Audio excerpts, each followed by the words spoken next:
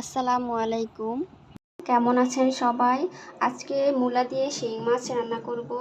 শিং মাছটা আমি কষিয়ে রান্না করব, ভাজবো না। এখানে আমি শিং মাছটাকে হালকা একটু প্রসেসিং করে নিব, জাস্ট তেমন কিছু না। একটু লেবু চিপে দিব আর দিয়ে দিব খানিকটা লবণ। এভাবে আমি কিছুক্ষণ মেখে রেখে দিব। চুলাতে আমি একটা কড়াই বসিয়ে দিলাম, এতে দিয়ে দিব পরিমাণ মতো রান্নার তেল।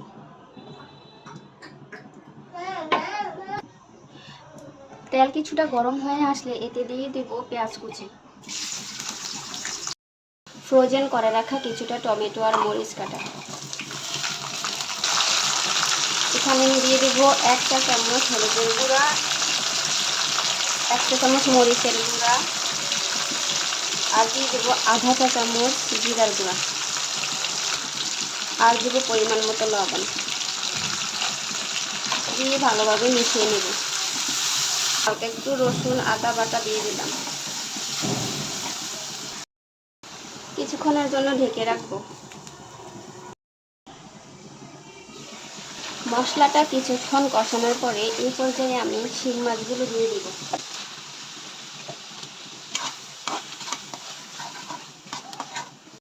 এভাবে কিছুক্ষণ সময় ধরে শিং মাছগুলোকে আমি কষাবো। ঢেকে দিব কিছুক্ষণ সময়ের জন্য।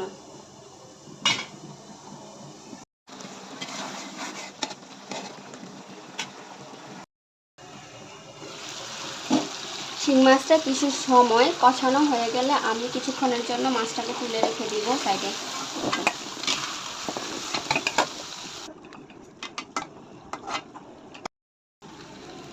এই মশলাটাতে আমি মূলা আর আলুটা দিয়ে দিব, দিয়ে ভালোভাবে কষিয়ে নেব।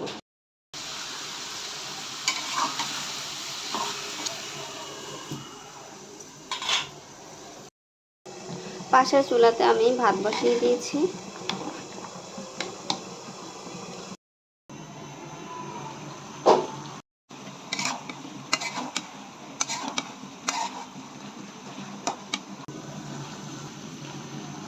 মূলাটা আধা সিদ্ধ হয়ে আসলে আমি এখানে শিং মাছগুলো দিয়ে দিব।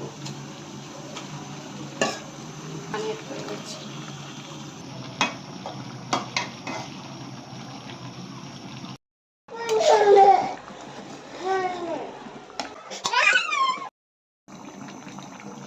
শেষ পর্যায়ে আমি কিছু ধনিয়া পাতা ছিটিয়ে দেব। ধনিয়া পাতা দেওয়ার পর আবার কিছুক্ষণ ঢেকে রাখবো।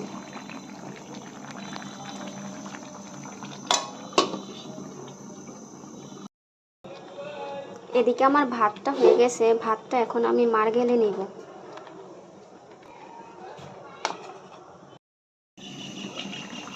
মোটামুটি হয়ে গেছে, এই পর্যায়ে আমি চুলাটা অফ করে দিব।